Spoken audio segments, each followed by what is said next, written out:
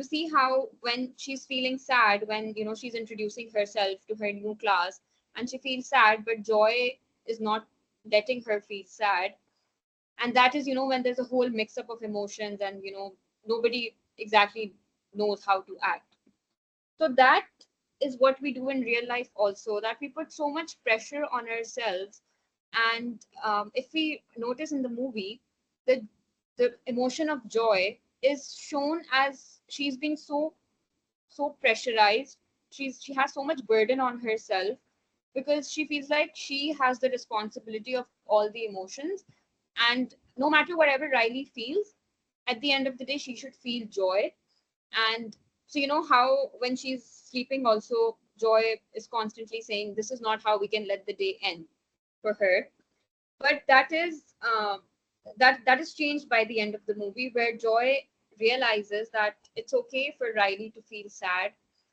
And similarly, in the second part, we see that it's okay for her to feel anxious. It's okay for her to feel a little bit of embarrassment, because all these then shaped Riley. And I think if we do not let our emotions process naturally, if we do not let them take their natural course, we we end up feeling like what Riley feels, angry, agitated, not knowing what to do, running away from everything. Like most of the times when we hear a bad news, usually a death of a loved one, or the loss of a loved one, we see that sometimes people do not mourn. They are not crying, they're not sad. And we hear people around them, trying to make them feel sad, trying to make them cry, because it's important for them at that stage to feel that sadness, to process that loss, to process that thought that, okay, something has been taken away from me, it will not come back. And I'm allowed to feel sad about it, I'm allowed to cry about it, and then I will get over it eventually.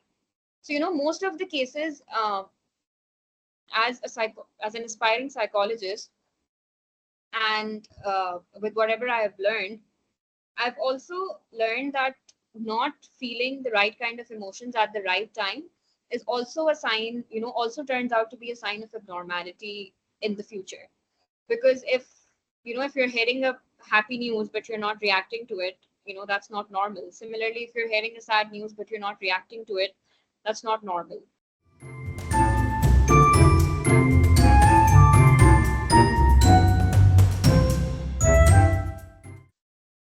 Hello and welcome to Life's Tapestry, a podcast where we talk about the experiences that shape us, ordinary or extraordinary. I'm your host, Mohammad Haris, and I'm joined by my co host, Rija Alam. Hello, Rija. Hello, Haris. How are you? I am good. How are you? I'm actually really excited. I guess I'm excited in every single episode, but today we'll have a very special guest with us. How about we share a little about our guest with our audience? Yes, so I'm actually honored to introduce our guest, Rabia.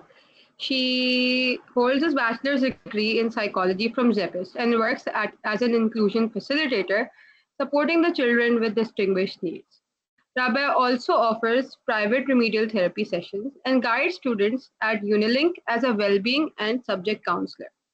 She's made significant strides as the first woman in her family and community to earn a psychology degree. Rabia is also pursuing an international behavioral therapist certification and has extensive experience in clinical counseling and trauma release. I'm really excited to have Rabia on the podcast, and I'm also excited about the topic we have today because I am completely obsessed with the movies Inside Out 1 and Inside Out 2. Yes, so am I. I think it's going to be a very insightful episode and also a fun one for everyone who loves the movies. Yeah, so thank you everyone for joining us for the discussion. Let's call Rabia in and start the discussion. Um, Hello, Rabia. Uh, Hi, Raja. So, Rabia, really interesting introduction for you. I read that you are the first person to earn a psychology degree in your family. How is that like? Actually, to be precise, I'm the first person in my family to have a bachelor's degree, let alone a psychology degree. So Brilliant, brilliant. I come from a Maiman family, and as the stereotype says, Maimans are usually very conservative, especially when it comes to girls. And they have a set age for them to get married and start a family. That's the perspective they have in terms of settling down. And when I was growing up, I not gonna lie, had the same perspective that O levels done and hardly I'll get to my A levels and never know I'm gonna be married to some random guy before that. But I think with time, perspectives change, people change, and I think adapting really helps. You adapting, and not just you, but I think the people around you also, when they adapt to your new perspectives, it's a very, like, it's a strong pillar to fall back on. So my elder brother has been a rock for me in this situation. He gauged the entire situation and he rooted for my education for me to get a degree. And when you know that you have someone backing you up, it's easier for you to voice your opinions as well. So um, I was in my A levels when I started working my first part time job. And once you start earning your own money, you never want to go back. So that is exactly what happened with me. And I think that I give, I owe a lot to my first job. It wasn't anything big, part time, no big titles, no nothing. But I think my independence, my this strength that I've got to voice my own opinions, take a stand for myself, to go out in public and face whatever challenge I may have. That started there. So from 2017 to now, um, here I am with my bachelor's degree. I've had Hmm. a vast corporate experience, vast education, edtech experience, and not, like, not to mention, but I am extremely, extremely grateful for all the opportunities that I have landed on till date. And I am extremely eager to look forward, like, I'm eagerly looking forward for more. In growing up, I realized that family is, a foundation that you cannot destroy, and that is something that is going to be with you at whatever phase you are in life. Okay, so yeah, brilliant, because I think it connects really well with the theme of today's discussion. We'll be basing it on growing up and how Inside Out, the whole entire franchise plays like a big role in basically showing and shaping and painting a picture of the environment a child grows up in, and how that changes and how the priorities kind of switch around a person who's growing up, like in age around like 9 to 8, like in the first movie how we see Riley, and now as an adolescent or maybe like a young adult who's entering her teenage years, and how things are switching around that. So just like first look, first impressions, what did you think of Inside Out or Inside Out 2? What did you think of it? So Inside Out, uh, the first thought was, I was very intrigued by the trailer and the poster, the poster of the movie. Yes. And uh, it was like, okay, knowing what emotion does what. I think that got me to watch the movie. And how the stereotype that we've set with, okay, joy is a happy color, sadness is a dark color, it's blue because you feel blues when you're sad, Hmm. fear is purple, disgust is green.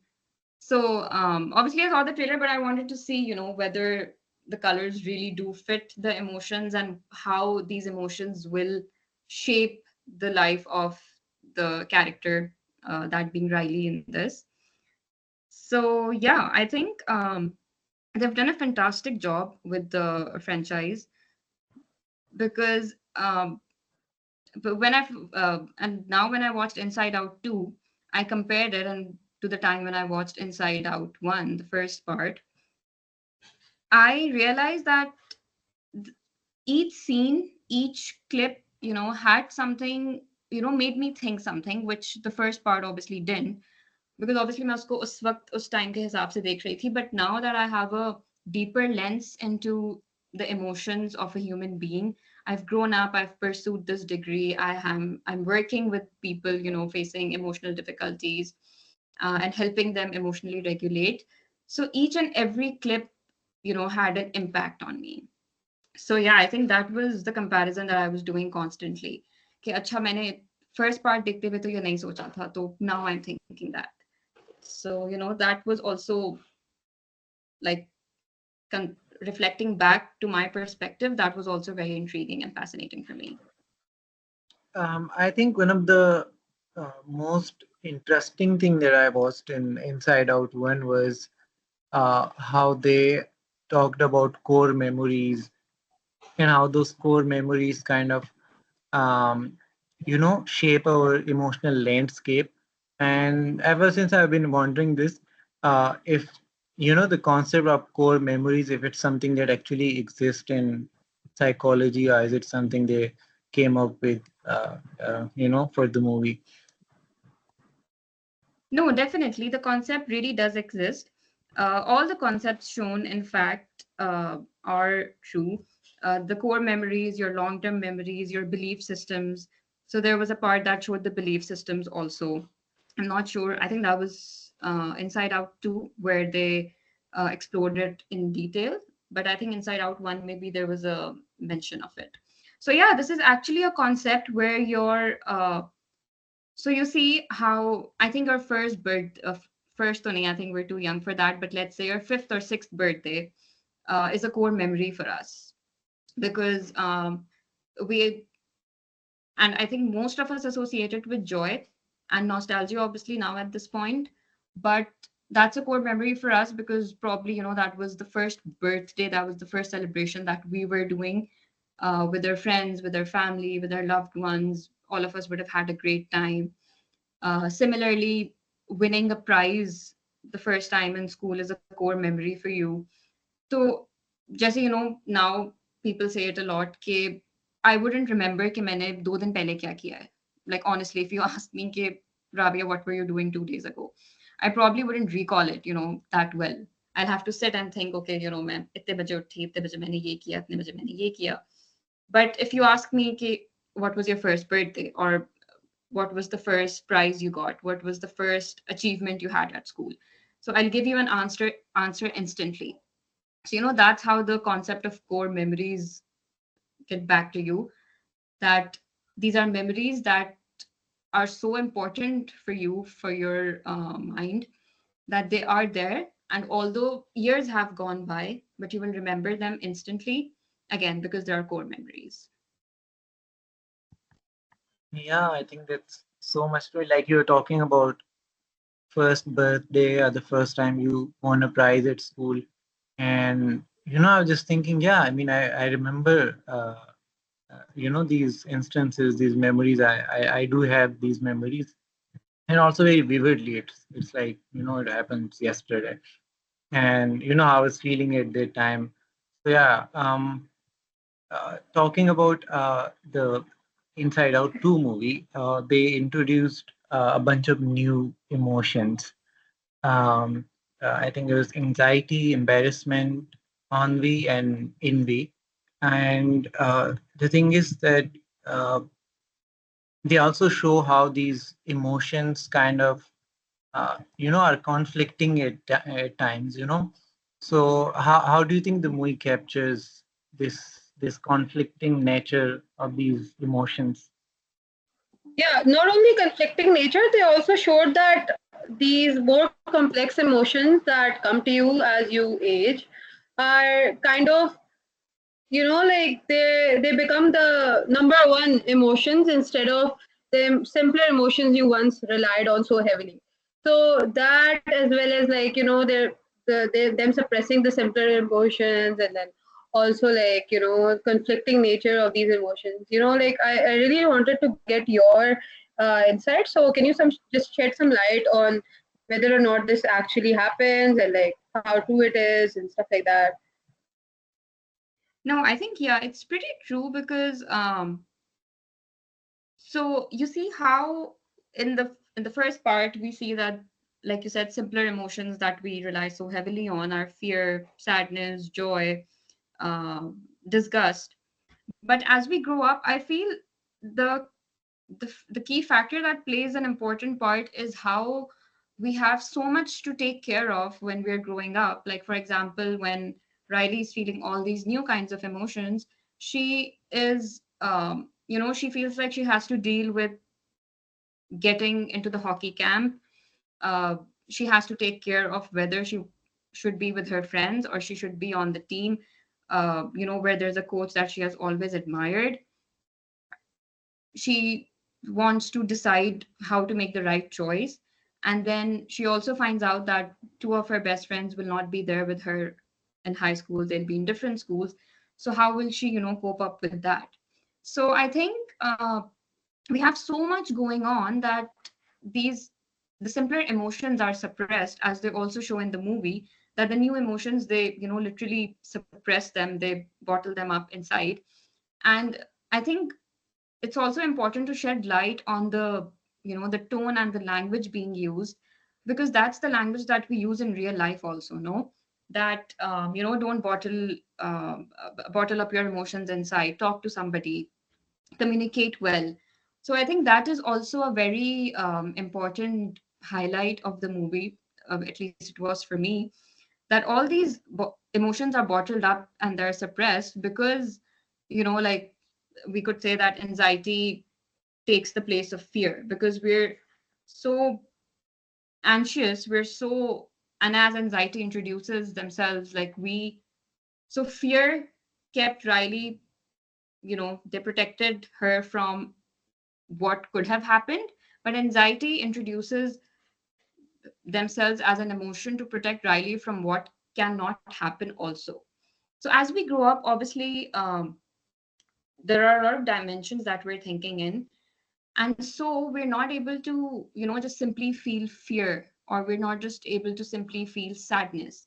But I think anxiety, uh, all in all, it just branches out a lot of emotions. Like it will give you sadness Hmm. also, give you fear also, it will give you envy also, it might give you happiness also. But again, all of that comes under the umbrella term of anxiety. And so I Yeah, feel, I go on, go on. yeah, so I feel like these new emotions that we build as we grow up, they they occur because, again, I think we've so much to, to cater to deal with. Like, I made a comparison here that when Riley moved places in the first part, she only used to feel anger, or a little bit of sadness that her parents were giving her the time that they would initially, or that, there's so much to figure out. And then there was a scene where her mother came in and she just said that, I want to thank you for being the happy girl, for being so supportive. And she lets go of everything. But as we grow up, we have so much to deal with. Like, Riley, we're seeing that Riley is dealing with so much. So in that, at that moment, just gratitude, or just, telling her that it's going to be all right, does not fix things for her. And I think that's what happens in real life as well.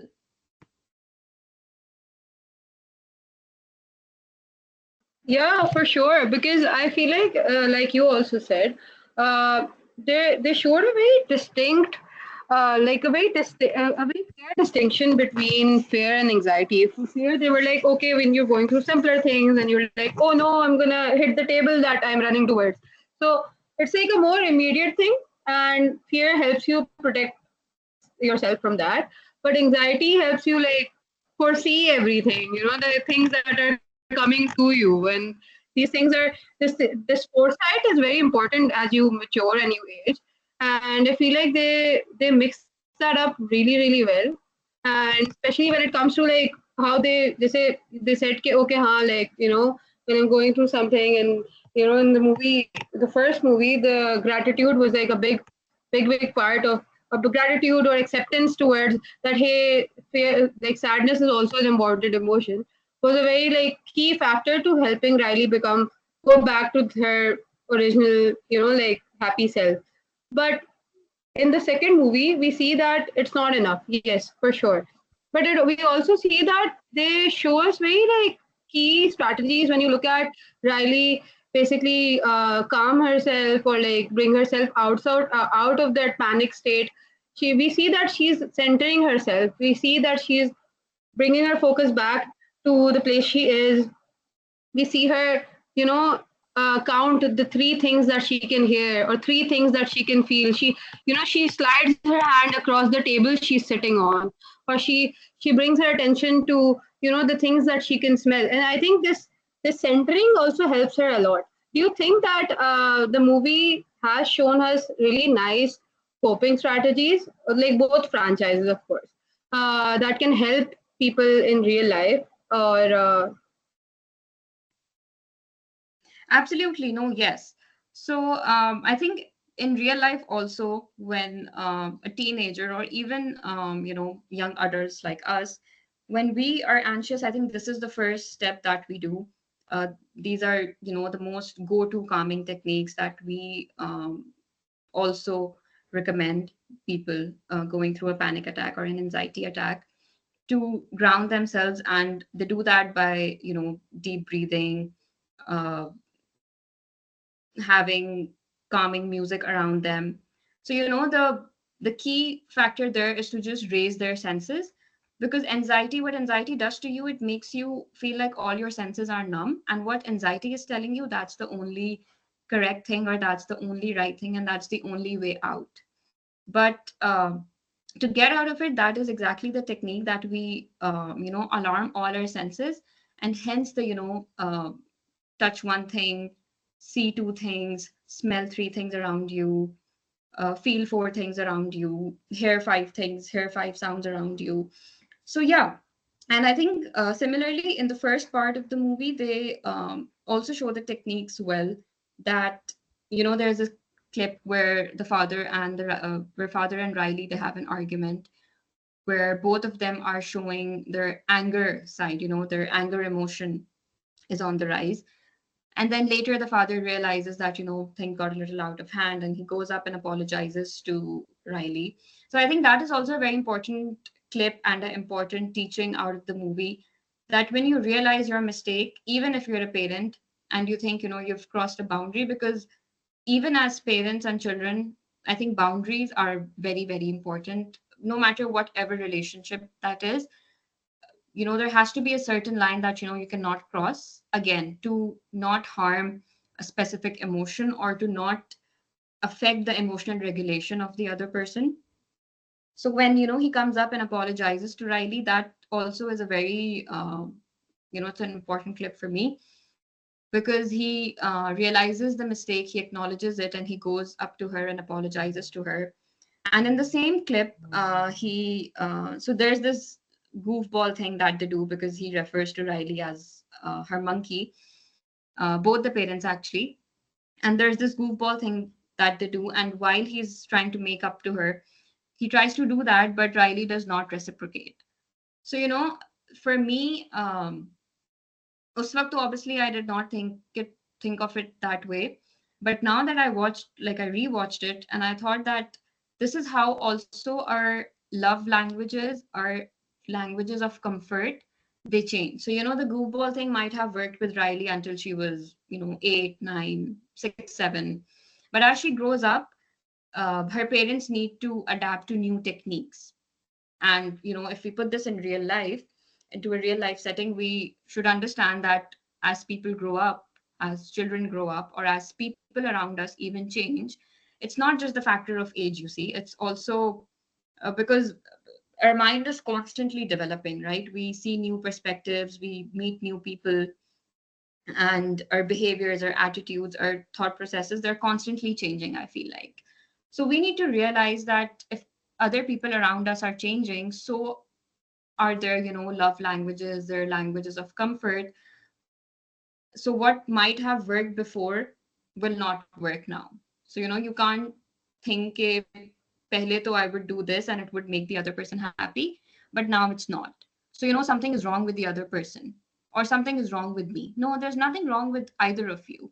It's just that with different phases in life, you require different kind of support, you require different kind of emotions uh, inside of you that are regulating, and also you seek the same emotions from other people.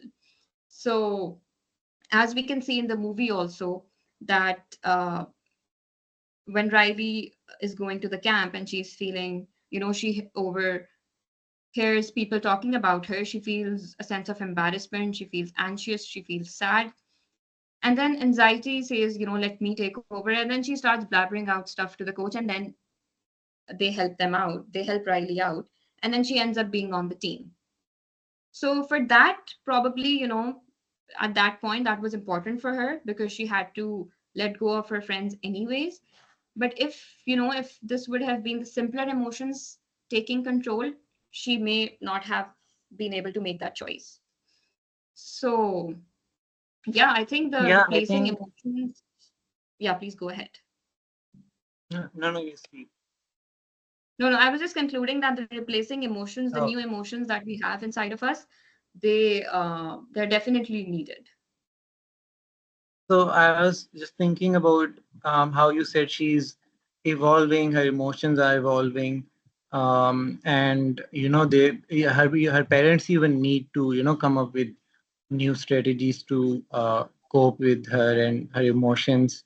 And even there's this part where her mom says, "That's a preview of the next 10 years of my life," or something like that. So yeah, I guess you are right. Yeah.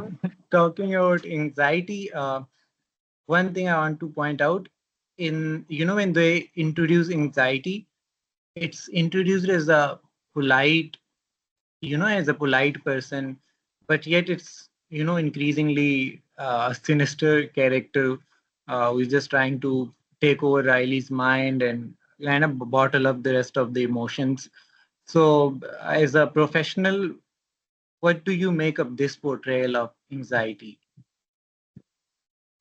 So I'm very humbled you're calling me a professional, but I think I'm still on my way. But yeah, with whatever I've learned, whatever I've experienced, whatever I'm working with, I think that is to an extent a very true picture of anxiety because I um am someone who experiences anxiety myself. I ended up taking therapy for it, and that is exactly what used to happen to me.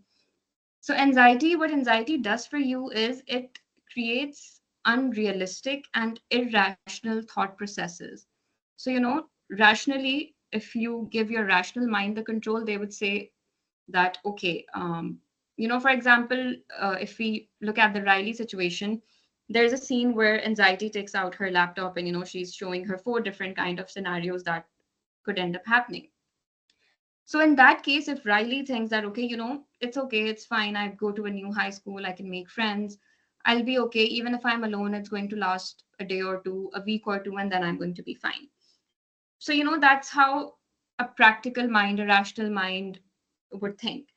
But what anxiety, when you're experiencing anxiety, when you're going through anxiety, what anxiety does for you is it blurs the line between the rational and the irrational, and it creates irrational thoughts for you. So even if you're thinking, okay, it will last a week or two, anxiety will counter it saying, maybe it lasts a whole year, maybe it lasts the entire tenure of your high school. So then you cannot counter that. You're like, okay, if there are four different scenarios, maybe one of them will be true. So it has such a heavy impact on us. And like I said, as we're growing up, as Riley grows up also, she sees all these different she's going through all these different kind of scenarios, and in all those scenarios you see a an element of anxiety. So I think anxiety as an emotion is so overpowering. And that is why it is so important to seek help when you first have signs of anxiety. That because it really does, affect your daily life, affect your thinking, affect your thought processes. So, yeah, I think to answer your question, um, definitely anxiety is indeed a very overpowering emotion. And I think the movie, to an extent, does play a very true picture of it. So the question that, not the question, I just wanted to lead up the discussion you just did with the whole idea that when anxiety first shows up in the movie Inside Out 2, we see that it comes up as like a people pleaser. She comes in and she's all like, oh, we wanted to make such a good impression and all that. And that is something that I feel like anxiety also makes us do, right?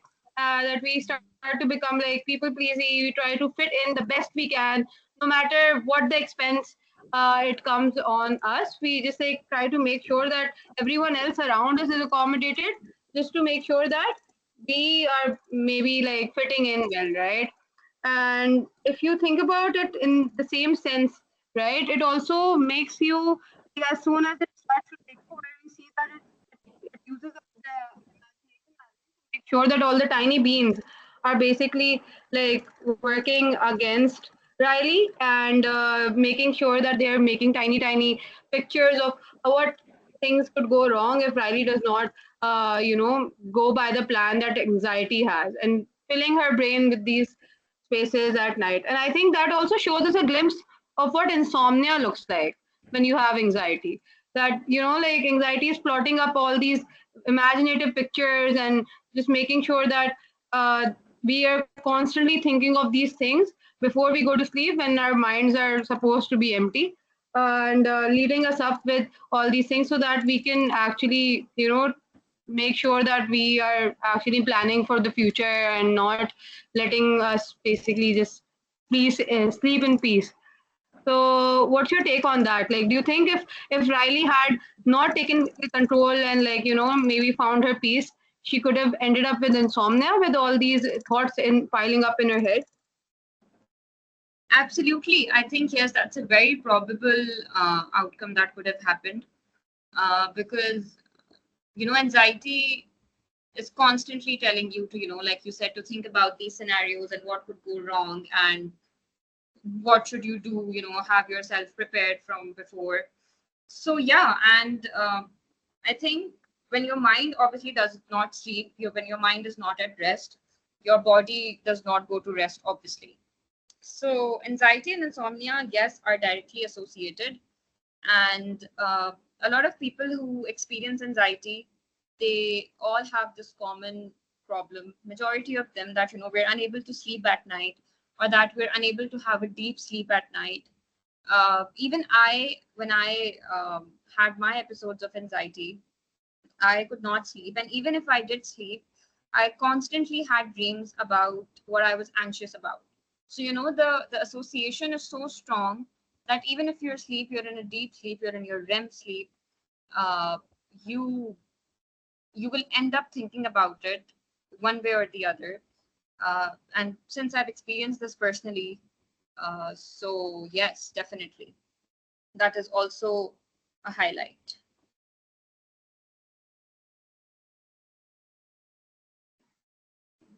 Yeah, for sure. That's something that I also noticed in terms of, how like we see very like different ways of all these emotions just helping Riley be the best person and make sure that we basically do our best as things mature around us and people mature around us and the different situations we find ourselves. But we also see that the importance of these relationships that Riley has around us. In the first movie, this relationship is highly driven by the parents, right? So the family island is like the biggest island, right? But as in this movie, the movie that just came out, we see that this important relationships in life island has shifted more from the family island. The family island was shown as a very small island right next to Friendship Island, right? So we see the importance of these relationships as being the support systems we have for our well-being. Riley's best friends that we see, Bree and Grace, are described as possessing like the critical love ethic or the main supporting pillars or the people who are giving her the reassurance she needs in life. So how do you think that the film highlights the roles of empathy and these healthy relationships that you have in navigating the emotional challenges as a child and then as an adult as well? So yeah, definitely. This is one scene that really stuck with me, and I wanted to bring it up as well. So thank you for doing that. That in the sequel, we see that the family island was, shown very small next to the friendship island, but in the first part, the family island, is a very integral part. And also when we see that all the other islands were getting destroyed, they all got destroyed at once. Like one thing happened and they were all gone down. But with the family island, we noticed that it's getting destroyed step by step. I don't know if you guys noticed it, but it's like one brick falling at a time. Yes, So yes, yes, yes. I also saw it. I think it was the strongest, the most yeah, foundational core memory that was basically powering the island, right? absolutely, absolutely. Because उस वक्त जो Riley की as दिखाई है in the first part, she's only 11 years old, and obviously she has friends at school, and उस वक्त she did not have friends, and she was feeling lonely because she has just moved to a new town.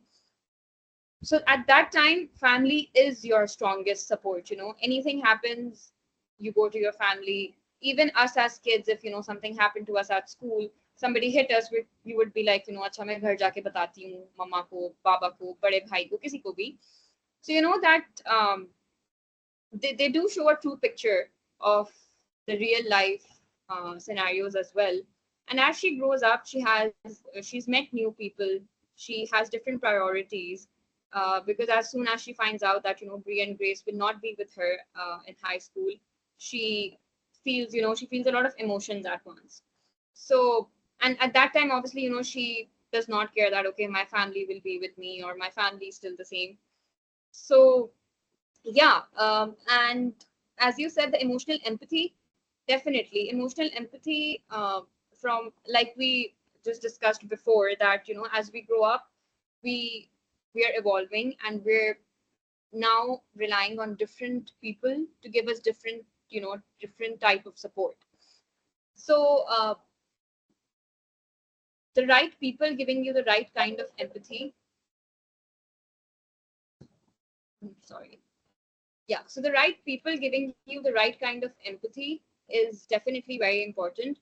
And also one thing that we see in the sequel, in the second part, is that when anxiety takes over, she also destroys Riley's the sense of self, which all the simpler emotions had built for her all these years. And from I am a good person, I am kind, I want to make my parents proud, her sense of self shifts to, I do not want to be alone. I want to feel secure. I want to feel safe. And I do not want to be, I do not want to envy anybody, but I want to be envied by other people. So that is also a key factor. I think that is also a very, prominent shift that the two movies show, that when she's young, she has a different sense of self altogether. But as she's growing up, as she's evolving, she's building a different sense of self, all in all. So yeah. Yeah. So talking about this sense of self and how it changed with time, and the Riley grew up. She was kind of trying to uh, attain some perfection, but later on in the movie, she comes to term with her identity and her even imperfections. Um, what I want to ask is how this emotional development relate to like a typical child development that we see like in real life. Yeah. So Yes, maybe. yeah, please go ahead. Yeah, so I was just decided to add on to basically the question that I asked. Maybe you can also draw from your experiences, because according to what you shared with us, you worked a lot with children, and I'm sure you've seen this play out in real life as well. So maybe you can find us and give us some of that connect in terms of what you've seen, and maybe that can add to the value that you add to this question. Absolutely. So, as Haris, you said that she evolves, and by the end of the movie, we see that she has accepted herself, and she is adapting to whatever is happening. So, yeah, I think because as like in real life also, we see that yes, anxiety is overpowering, but when we see that none of it is impacting your daily life, or none of it is coming out to be true, we understand that these emotions are emotions at the end of the day, and we are in control of them, obviously. And obviously a human strength comes from when you don't let your emotions control you, rather when you are controlling your emotions. So when she sees that whatever happened, and she doesn't really have to please anybody, she will end up the way she had to end up. So I think with time the acceptance comes in. And I'm sorry, Vijay, you added that I had something from my personal, I add a personal anecdote. So yeah, now even that I'm working with children, I think I'll draw it back to our previous discussion of emotional empathy. That so the children I'm working with, some of them have extreme social anxiety. They uh, they have a very a timid nature, but obviously that goes hand in hand with their social anxiety. They have a timid nature, that is why they're unable to go out, take a step and talk to people. But because they have social anxiety, they have the timid personality. So there's a very these are conflicting and complementary traits at once. And giving them the right kind of emotional empathy, the right kind of support, the right kind of platform to open up is very important and very crucial.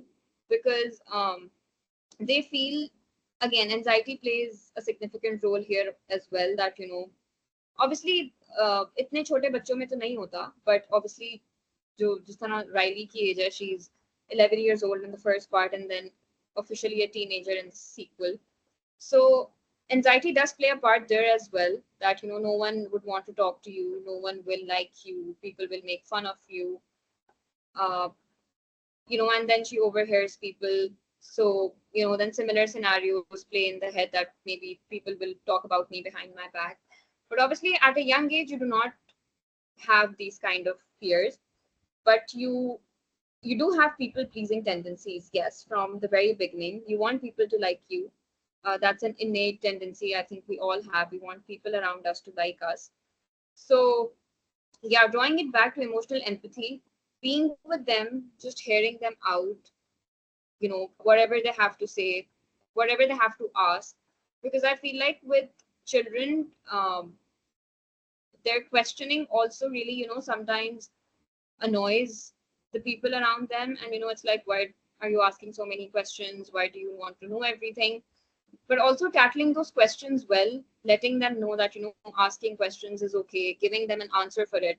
If you don't know the answer, you can discuss it with them, know their viewpoint. Because we'll be, once we sit down and talk to children, uh, even at 11 years old, we'll be very, very fascinated and intrigued by the answers that they have. So I think communication and emotional empathy, as we talked about, they play a very, very important role. For sure, Rabia, for sure.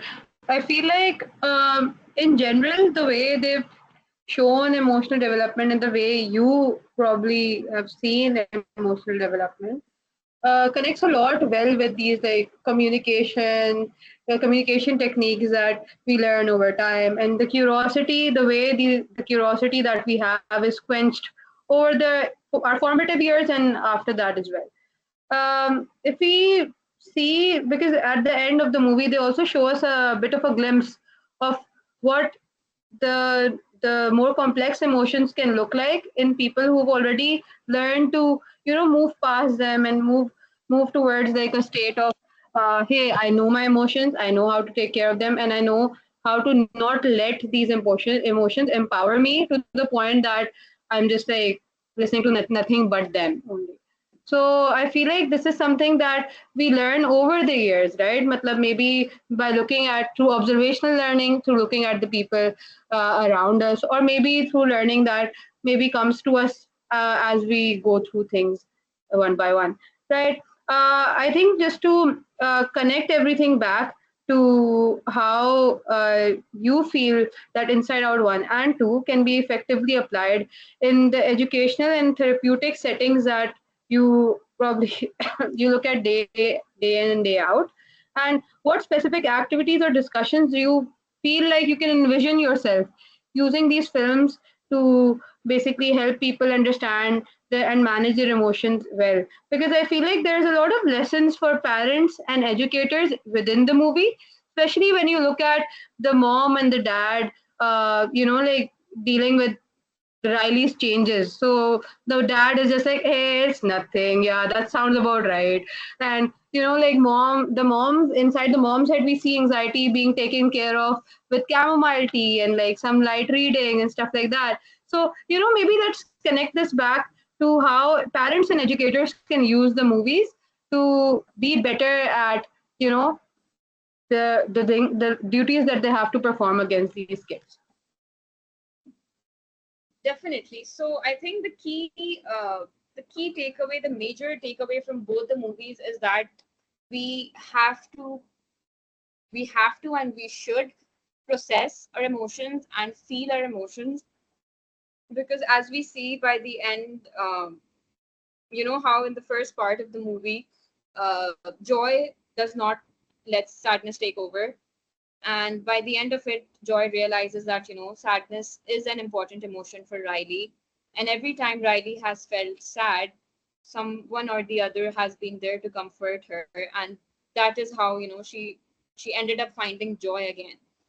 So I think that is the key takeaway from both the movies, that it is extremely, extremely important. Like, I cannot highlight this enough. As children, as adults, is it's extremely very important to just process your emotions, your feel your emotions, whether they're negative or positive. And I think that is what the movie, what both movies are trying to show us, that having a balanced sense of self that has the right type of that integrates both our positive and negative experiences is essential for our emotional resilience and self acceptance. Because so you see how when she's feeling sad, when she's introducing herself to her new class, and she feels sad, but Joy is not letting her feel sad. And that is, when there's a whole mix up of emotions, and nobody exactly knows how to act. So that is what we do in real life also, that we put so much pressure on ourselves. And if we notice in the movie, the emotion of Joy is shown as she's being so pressurized. She has so much burden on herself, because she feels like she has the responsibility of all the emotions. And no matter whatever Riley feels, at the end of the day, she should feel joy. And so, how when she's sleeping, also, Joy is constantly saying, this is not how we can let the day end. This is not how she can sleep. To the extent that they even wake her up in one scene by, forcing a scary dream so that she wakes up and then they can restart the day for her. But that is changed by the end of the movie, where Joy realizes that it's okay for Riley to feel sad.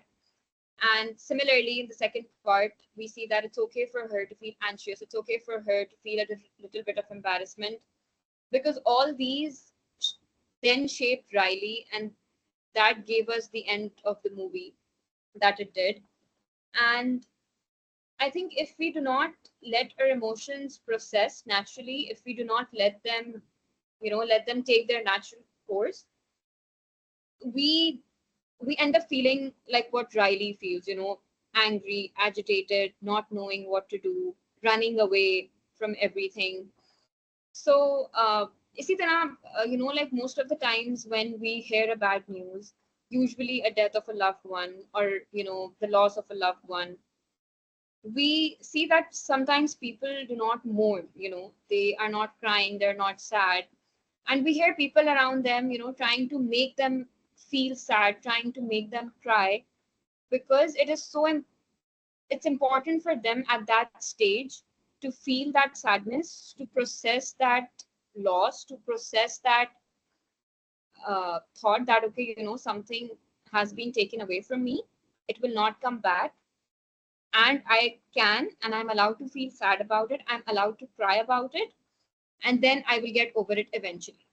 So, most of the cases, as an aspiring psychologist, and with whatever I have learned, I've also learned that not feeling the right kind of emotions at the right time is also a sign, also turns out to be a sign of abnormality in the future.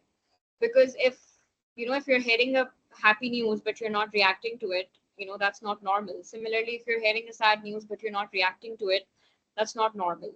Similarly, these are the simpler emotions, but if something is supposed to, give you stress, so there's healthy stress, there is unhealthy stress. If something is supposed to give you stress and it's not giving you stress, that's not the right way to cope up with things. Because what healthy stress does to us is that it prepares us for a healthy competition, it prepares us to give our best.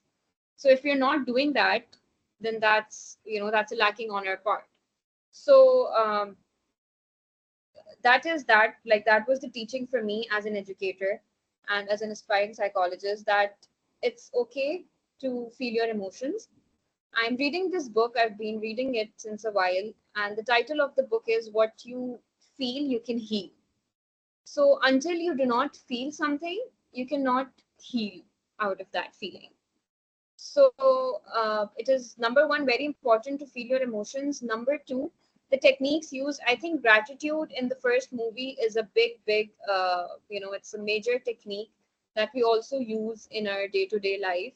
In fact, it's, like with the children that I am working with, they, because they have social anxiety, they have difficulty regulating their emotions, they have, they have meltdowns. So even if, they're complying to an instruction as simple as, please don't go outside of the class right now, or please sit down with me, please watch this for me, please do this for me. These, if they're following through these instructions, we make sure to thank them and let them know that we are extremely grateful that they're listening to us. We're extremely grateful, we're very thankful that they are complying to us, they are obeying what we're saying. So gratitude is, number one, a very integral technique, I think, with kids also, with adults also. Because if somebody I know is going through a hard time, and they come and tell me, I've been there for them, or even if I've not been there for them, and they come and tell me that, thank you for being there, or thank you for, just checking up on me, that goes a long way. So that, and similarly, techniques like emotional empathy, knowing what type of empathy to provide when, if they're crying and if you see that they need to cry, you should not stop it. If you're seeing that, okay, they should feel a sense of embarrassment, because sometimes sense of embarrassment also helps bring sense of accountability, which again is important in shaping your personality. So knowing the right type of empathy to provide at the right time is also a technique that we should be mindful of. So yeah, I think these two were the key takeaways for me. This is super insightful. I feel like this is so true. Like, the whole point of making sure that a child learns how to be appreciative of every single emotion they have, and also maybe learn to name the emotions that they are feeling. Maybe sometimes you name it for them, or maybe sometimes you point out that, hey, you just named your emotion really well, and I'm proud of you for that. And this can actually, you are right, this can actually go a long way. There's this Yes, app and that that I've is been using called, yes, yes. yeah. So I was just adding on that that is something that we do. In fact, that we have associated similarly, like the movie has done. We have associated emotions with colors, and when we see and we let the children associate their emotions, because if we force them, or if we instill the thought that okay, red is anger, maybe red for them is a happy color, maybe red for them is a soothing color, or maybe it's a color that brings fear. So we let the children choose. Yes. That is also an important factor, I feel like, to let them choose their own emotion and their own association with that emotion. So if they tell us that, okay, red is, let's say, fear for me, and then we see them wearing red the next day. So we go and ask them that, you're wearing red today. Are you scared of something? Is there any kind of fear in your mind? So, yeah, that is also a technique that is shown in the movie through the colors, obviously, and that is something we do and we should, implement in our daily lives as well as a special needs educator or as parents of young children. Yeah, for sure. And it finally does actually make sense for me why you were so fixated on the colors when you said, oh, I was going in to watch the movie and I just wanted to see that, hey, are they using the colors accurately and stuff like that. So it makes sense for me now because I can make that connect that you actually do play a lot with like colors when it comes to teaching kids to, Absolutely, basically yes. learn, yeah, learn or basically color their emotions. So yeah, I feel like that is so true. Like maybe knowing what emotion you're going through and not being delusional, as we see in the movie. They're like, of course I'm delusional. I have to be this perfect person for Riley all the time. Do you not understand what I'm going through? That kind of thing that we see, that kind of like tiny little breakdown we see Joy go through, actually shows that hey, matlab, trying to be perfect and not letting other emotions shine through can actually have a weird or maybe like a detrimental impact on the overall well-being or overall development or like long-term well-being of a person. This is brilliant. I think we've had. Absolutely, because we, like you said, we see Joy having a meltdown, and that is because being perfect all the time or being happy all the time, in fact, also is a very unrealistic thought process or a very unrealistic approach, because we feel that if we're not happy, we're not liked by people. We have to be happy for the people around us, we have to be happy for ourselves.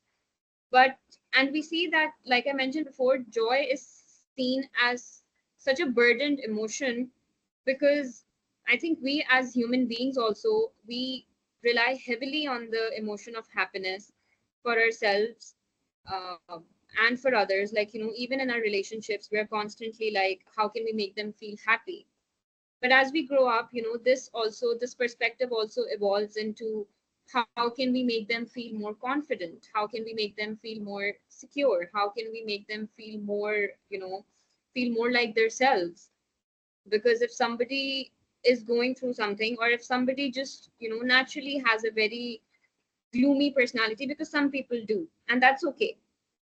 And if we're constantly Yeah. trying to you know uplift their mood, uplift their spirits, and trying to tell them, be happy, be happy, be happy, we're giving them the signal that we're not accepting you the way that you are, and we're trying to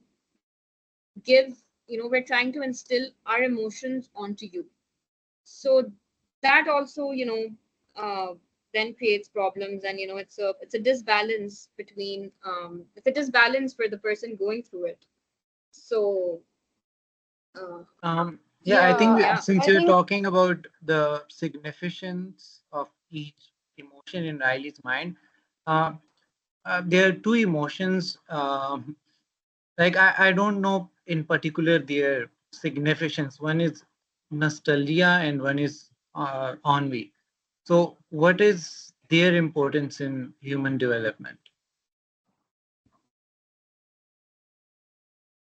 So nostalgia obviously plays a very important role in our emotional development, because as we grow up and as we figure out, we have so much, we have different fabrics of our lives that we have to take care of, that we have to cater to, socially, personally, professionally, family wise. You get into a romantic relationship, so there's a lot of uh, branches that you have to hold tight. So and in while doing that, you may lose the essence of your values, of your true sense of self, as the movie portrays also, uh, your initial belief systems, your core memories, again, as the movie highlights. So I think nostalgia there plays a very important role, where just like we see in the first part, when Riley is moving out, she has nostalgia, right? That I cannot leave my family, I want to be around them, and things will be fine, we'll have a good time again. So if at that point she did not have that nostalgia of remembering all the memories, she probably wouldn't have come back. So that I feel like that is how important the role of nostalgia is, because as we evolve, to keep going back to our original sense of self, our initial sense of self, our initial belief systems, our initial values, our original core memories, that is where the role of nostalgia comes in. Similarly, Uh, envy, uh, I think, yes, it is a negative emotion in general also, and in the movie also, but it sometimes, again, it then comes down to us as human beings and as our human mind, because human mind has a lot of power. I kid you not, the human mind is the most powerful uh, organ, the most powerful part of the human body. And we, again, like I said, the strength at the end of the day, the human strength is when we control our emotions and not let them control us. So if we are feeling envy towards somebody, and it ends up making us a good person, like we envy somebody helping someone all the time, or we envy someone because they're so kind, and we end up being kind. So that's not, then it does not look like such a negative emotion after all. So yeah, yeah. this makes sense. Um, I was also talking about Ennui with the boredom character. So, I mean, they show kind of like, oh, how Ennui is someone who kind of helps around, but I still don't get, the point of that emotion. Like in terms of Yeah, like helping us. yeah, Yeah. because I see that the guy that they've chosen as Ennui, the boredom emotion, kind of helps Riley be nonchalant, towards like things. Ke, hey, like, yeah, I'm like so chill about this, like 100%, not show excitement or not show like emotion come through, and show like, hey, like, yeah, it's like I'm cool and chill, and like, yeah, like maybe add some sarcasm, throw some sarcasm into the mix also, stuff like that. And talking about, it's different from envy in terms of like, okay, maybe envy can help you stay in touch with friends and stuff that's happening around you, like, okay, maybe something is trending, I should also, make sure that my outfit or my house or my decor is up to the mark with the recent trends that are going around.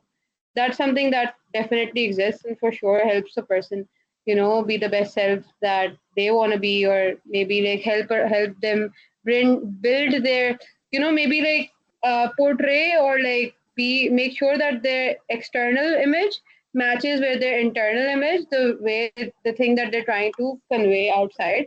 But other than that, I feel like boredom on we, it is a bit confusing because they don't show Ennui doing a lot in the movie. They show the Yeah, emotion exactly. maybe. Yeah, they show the emotion maybe being like, okay, like we see Envy having a very strong opinion, like, okay, we will color our hair red, and that is happening for sure. Who cool it, like, she is just coloring her hair red and everything. But when Ennui, like the boredom emotion, we see this barely gets off the couch, just uses his phone to control Riley's emotions and be like, oh, yeah, like, I'm gonna be chill about this and stuff like that. So maybe Rabia, you can throw in some insights about this as well, about how you think and ennui plays a role in as an emotion for someone who's growing and developing. All right. So I think, yes, definitely Anvi doesn't have, as much of screen time. I mean, even if it does have screen time, it does not have a lot of screen importance. But I feel like it's important in the sense that Anvi is a very, I think just the presence of Anvi is to tell, to highlight that it is a normal emotion as we're growing up. Because, when we're kids, when Riley was, in the first movie, she's 11 years old. She's just enjoying playing hockey, practicing for it. She's spending time with her family, and that's enough for her. But even when she's moving, when she moves to the new house, she starts playing hockey there as well. When nothing is set up, and then she tells her mom, "Let's go get pizza." So, but as we grow up, these things do not, they are not sources of instant gratification for us, or even long-term gratification for us. uh, Again, there's, with the suppressed emotions, they are also suppressed. That, spending time with family, going out for a walk with them, uh, just make do with whatever you have. So these things are also suppressed as we grow up. And I think the presence of ennui is just to highlight that as we are growing up, as we are having so many emotions with us, inside of us, we also have this emotion where it's okay to feel boredom, it's okay to feel disinterest. Because, like we're talking about, that it's not uh, necessary, and it's not important, or it's not ideal, it's not realistic to feel joy, to feel happy all the time. Similarly, even if you're growing, even if, with so many exciting series of events happening in your life, it's okay to feel ennui, it's okay to feel boredom, it's okay to feel disinterest. And also, I think, like, this is one thing that I thought of, that when when we see Riley getting all excited seeing the red hair, and she's touching it, and she's like, oh, I want that red hair. Then Anvi is like, yeah, it's fine. So I think that uh, emotion also sorts of grounds her into not giving away a lot in her people pleasing tendencies, or not making her feel inferior to anybody, not making her feel like, okay, this might be something big for you, but this might be something small for you, but this is something very big for me. So, just keeping her emotions in check. I think that is what Anvi does in the movie, and for other emotions as well. Like, this is what I felt. I think that is for sure. I think the way Envy has been used to show how Riley is basically not giving away, like the words you use, not giving away what she's feeling. Because as you grow, you have to learn to regulate the emotions inside, but also regulate the way you show them outside. Because not everyone will have the best interest at heart.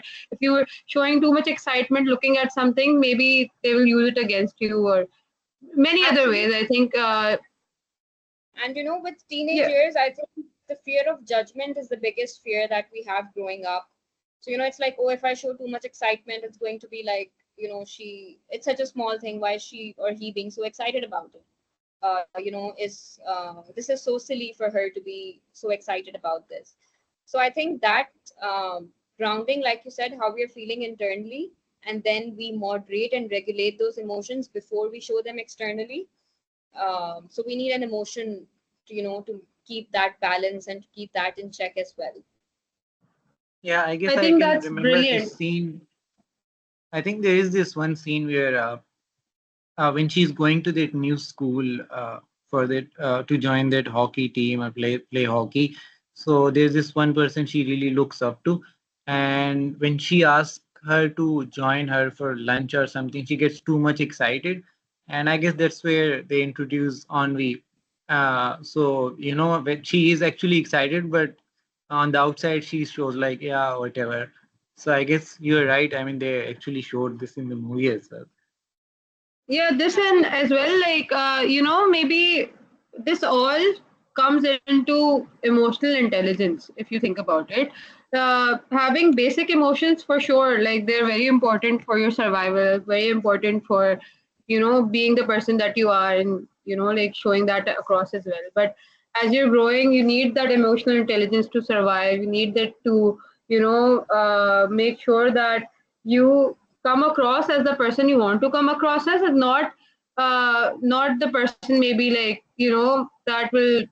that might get you in trouble in any way. Maybe like she almost gets in trouble at the gymnasium locker room types, where she's maybe showing her joy come out or goofiness come out through too much. That's something that Anvi helps her regulate. And I think it's a great lesson that we can also take back. Okay, Anvi's gonna really help us come through at the end. Yeah. Absolutely. So I think each emotion, uh, having less, more or less screen time, screen presence. But I think at the end of the day, all of even the emotions that were bottled up and suppressed, uh, all of these emotions, I think, go hand in hand. Again, as human minds, as human beings, it's on us how we control them, how we choose which emotion should take over at what situation, under what circumstances. But yeah, I think keeping the essence of all of these emotions and letting them flow at the right time, feeling them at the right time, processing them the right way is what makes us us. Thank you for the amazing and insightful discussion that we had today. It really helps us lock in the messages that we've taken home from Inside Out One and Inside Out Two, and have a perspective of, even though you might not might like us calling you that, but a psychology healthcare professional who basically is practicing and is seeing cases like this, and maybe like helping kids through exactly what Riley go through as well. So for sure, it helped us put everything in place, and helped us see that okay, maybe initially you have these emotions that are helping you do certain things, and then in the second movie we see that we have more complex emotions, and how they basically fit into the puzzle piece of the person that you are, belief systems and all of that. Thank you for covering that all with us, and also going over it in a way that makes sense for the viewers to understand, and also you know uh, really bring back everything in one place, and make sure that they're basically not taking it just as a movie, but also something that you can take examples home. So thank you so much, Rabia. Thank you for your time and for all the insights you brought to the table, and helping us break the movie down in a way that is, not only digestible, but also gives us a very like insightful knowledge-based perspective of what we saw. Absolutely. Thank you. Thank you so much for having me. It was lovely chatting with you guys and having someone to talk to with this in this depth. So yeah, it felt really nice. Thank you so much. I think it was brilliant having Rabia with us. As a person who's maybe like taken a few psychology lectures here and there at during the bachelor's I did in Hmm. business administration, I feel like I could connect very few pieces of advice that the movie brings to us. But being a person who loves animated movies and has loved the first part for a few years before the second part came out, and has been obsessed with it since. It was brilliant to have someone like Rabia break it down for us. What do you think, Haris?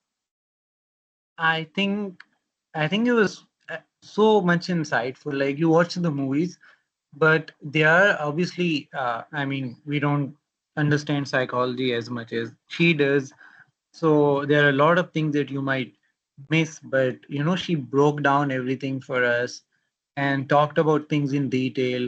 And I think it was like half one hour and 1.5 hour episode, but I think she covered like almost everything that we have seen in the movie.